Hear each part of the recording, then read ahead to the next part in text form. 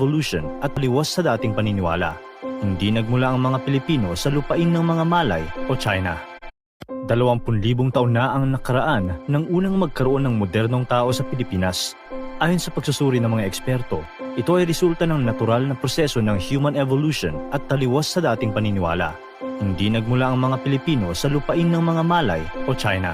Ngunit ang ating kultura at pisikal na pangangatawan ay katulad ng mga Malay, Indonesian at iba pang mga naninirahan sa Southeast Asia dahil sa pagkakaroon natin ng parehas na klima at pagkain.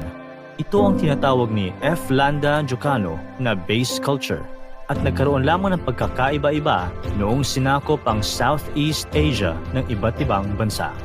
Noong 14th century, unang narating ng Islam ang bansa mula sa Malaysia. Narating ni Raha Baginda ang Sulu at doon sinimulan ang pagpapalaganap ng Islam. Sa Mindanao naman, naging unang sultan si Serif Kabunsuan at sinimulan din doon ang paglaganap ng Islam. Umabot sa Luzon ang paglaganap ng Islam.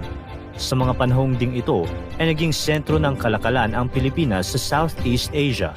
Nangunguna sa pangangalakal sa Pilipinas ang mga Chinese. Sumunod ang mga kaharian ng Cambodia, Champa at Siam. Noon pa man ay matatawag na sibilisado ang mga isla sa Pilipinas. Mayroon ng mga balangay, may mga pinuno at mga batas na sinusunod. May sariling relihiyon, kultura at organisadong ekonomiya.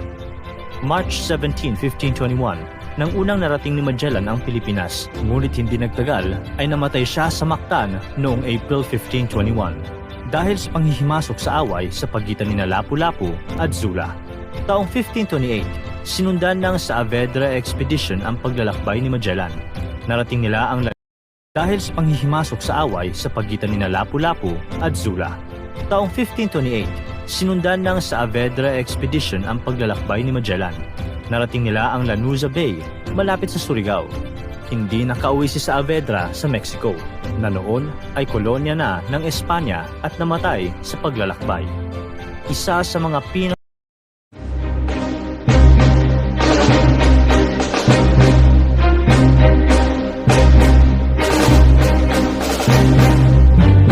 April 22, 1951. Ito ang araw na pinakita ng 1,000 sundalong Pinoy na hindi sila atas kahit 40,000 sundalong Chinese ang makalaban nila. Ang labanan na ito ay nangyari noong Korean War.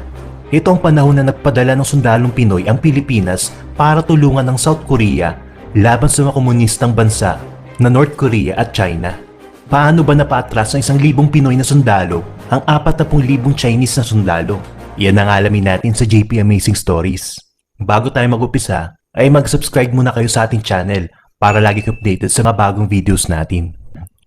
Shoutout muna sa mga nag-comment sa nakaraang video natin. Noong June 25, 1950, ginulat ng North Korea ang South Korea sa biglaang pag-atake nila sa border nito. 75,000 na infantry ang pinadala ng North Korea.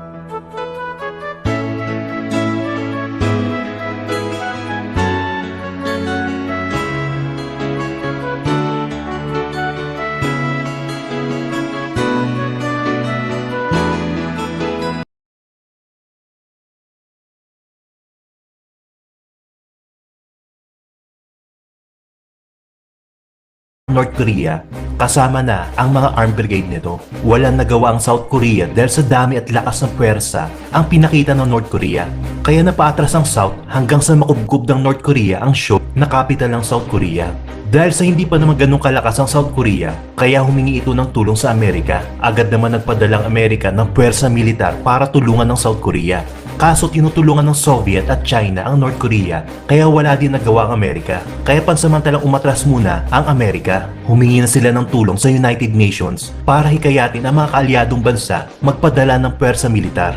Ang isa sa kaalyadong bansa ng United Nations ay ang Pilipinas. Noong panahon na yon, ang Pangulo ng Pilipinas ay si Elpidio Quirino. Ang Pilipinas ay paunti-unti pa lang nakaka-recover sa oras na yon dahil kagagaling pa lang natin sa World War II. Pero kahit ganun ang sitwasyon ng Pilipinas, hindi nagdalawang isip ang Pangulong Elpidio Quirino na tulungan ng kaibigan nating bansa, ang South Korea. Ang Pilipinas ang kauna-unahang bansa sa Asia na nag-respond sa United Nations. Kaya ipinasa agad sa Congress noong September 1950 ang Republic Act 573 o kilala sa tawag na Philippine Military to the United Nations Act. Kaya agad nagpadala si Pangulong Quirino ng 5 battalion combat teams. Ito ay binubuo ng 7,420 Filipino troops. Ang maganda dito sa batalyon na ito, hindi sila pinili ni Pangulong Elpidio Quirino, kundi sila mismo ang nag-volunteer. At alam nyo ba, nakasama ang dating Pangulong Fidel V. Ramos sa nag-volunteer papuntang Korea? Kaya lahat sila ay bukal sa loob ang tumulong kahit hindi nila sariling bansa ang ipinaglalaban nila. Ang tawag sa kanila ay PEFTO o kilala sa tawag na Philippine Expeditionary Forces to Korea. Noong September 16, naglayag na ng 4 na araw ang 10th Battalion Combat Team. Ang 10th Battalion Combat Team ay bihasang-bihasa sa paggamit ng mga tangke. Sila ay binubuo ng 1,400 officers and men. Noong September 19, 1950, ang 10th Battalion Combat Team ang unang dumating sa daungan ng Pusan, Korea na pinamunuan ng commander na si Colonel Mariano Azurin. Pagdating nila sa Pusan, naramdaman agad nila ang sobrang lamig na panahon. Habang naglalakad sila, nakita nila mga gusali na wasak-wasak na. Yung mga Koreano ay nasa kalsada at namamalimos ng mga pagkain. Madami ang umiiyak at nangihina na dahil wala sila makain. Yung ibang Koreano naman, paruot pa rito sa paglalakad habang bitbit ang mga kagamitan nila. Halos lahat ng Koreano hindi nila alam ang gagawin. Nang makita ng mga Koreano mga sundalong Pinoy, nagtakbuhan ng mga ito para manghingi ng mga pagkain. Hindi na nagdalawang isip ang mga sundalong Pinoy at dahil sa awa, ibinigay nila mga pagkain nila. Nakita din nila ang mga kaawa-awang kalagayan nila. Kaya naalala ng mga sundalong Pinoy ang kaparehas na nangyari sa Pilipinas sa kamay ng mga Hapon. Kaya pinangako nila na gagawin nila ang lahat para matalo ang mga komunista. Kahit alam nila, isusugal nila ang kanilang mga buhay sa hindi naman nila kababayan. Nalaman din nila na halos 80% ng South Korea ay nasakop na ng mga komunista. Ang natitirang 20% ay binabantayan ng UN forces na pinangunahan ng puwersang Amerikano. Ang 10th Battalion Combat Team ay dumating sa Korea na walang dalang tangke dahil sabi ng mga Amerikano, sila ang magpo-provide ng mga tangke sa mga Pinoy. Kaso ang mga tangke ng Amerikano ay nawasak na nung sinugod sila ng mga North Koreans. Kaya ang na-provide lang ng mga Amerikano ay isang tangke at madaming heavy weapons. Tuwang-tuwa naman ng mga Pinoy sa mga high-powered rifles. Kaya ayos sa kanila yun. Ilang linggo nagsanay muna ang 10th Battalion Combat Team para pag-aralan ang terrain na susuungin nila, ang mga armas na gagamitin nila at kung paano ang strategy na gagawin nila. Mula sa Pusan, ipinadala agad sila sa Sariwon sa North Korea. Sobrang lamig ng mga panahon na yon. Ang temperature ay umabot sa negative 15 degrees Celsius. Kaso ang problema ng mga Pinoy ay wala man lang sila makakapal ng mga jacket o kahit anuman na panlaban sa lamig. Kaya doble-doble ang pagtitiis nila dito. Noong November 11, 1950, nagpasya na magpatrol ang 10th Battalion Combat Team kasama ng mga Amerikano mula Myudong hanggang Sing. Pinangunahan ng Pinoy na officer na si Colonel Max Yang ang pagpapatrol. Siya ay nakasakay sa tangke habang ibang sundalo ay naglalakad naman kasunod niya. Sa dulo naman nila, nakasakay sa War Humvee ang mga Amerikano. Habang nagpapatrol sila, hindi nila alam ang isang base ng mga North Koreans ay ilang kilometro lang ang layo. Nung papaliko na ang 10th Battalion Combat Team sa bundok, bigla nagpaulan ng bala ang mga North Koreans. kaya nagulat sila at napadapa sa takot. Habang nasa loob ng tangke si Colonel Maxiang, nakasilip siya sa telescope at tinitingnan niya ang mga kasamahan niya. Talagang nakita niya na takot sila at walang gumagalaw. Kaya ang ginawa niya, pinaandar niya pataas ang kanyang tangke at dito niya nakita What's up guys? Dito pipili ka kung werewolf ka or civilian. So ayoko pumili kasi gusto ko yung exciting, di At dito niya nakita ang mga North Koreans na bumabaril. At ang sunod na ginawa niya, linabas niya ang machine gun niya at pinagbabaril ang mga North Koreans. Sa sobrang lakas ng tunog ng machine gun na ito, natakot ang mga North Korean at nagsimula magtakbuhan. Kaya ang ginawa ni Colonel Maxiang ay pinaulanan pa niya sila ng bala. Tapos nung makita ng mga kapwa niya sundalo ang ginagawa niya, bumangon na din sila at pinagbabaril ang mga kalaban. Madaming nasawing North Korean sa labanan na yun.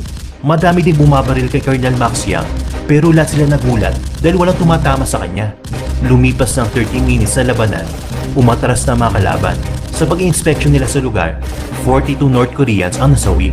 Samantala, sa panig naman nila, puro sugatan lang ang mga kasamahan niya. Kinubkob agad nila ang base ng kalaban at ito ang unang panalo ng mga Pinoy. Tuwang-tuwa din ang mga Amerikano sa katapangan na pinakita ni Colonel Maxiang kaya binansagan sila na The Fighting Filipinos. Pagkatapos ng laban na yon, dumiretso na agad sila sa sink. Noong gabi ng April 22, 40,000 sundalo na mula sa 4 na division ng Chinese Army. Pag may magtatangkang lumapit na mga Chinese at North Korean, 40,000 na sundalong Chinese ang nakapalibot sa kanila. Ito'y pinangunahan ni Lieutenant Arsiaga na nagmatigas na huwag umalis at ituloy ang laban. Nagbigay ito ng sapat na oras para kay Captain Conrado Yap na magsagawa ng counter-attack. Nailigtas ng counter-attack ang naipit na platoon at napigilan nito ang patuloy na pagsulong ng mga Chinese. Ngunit sa laban na ito ay namatay sina Lieutenant Arsiaga at Captain Conrado Yap.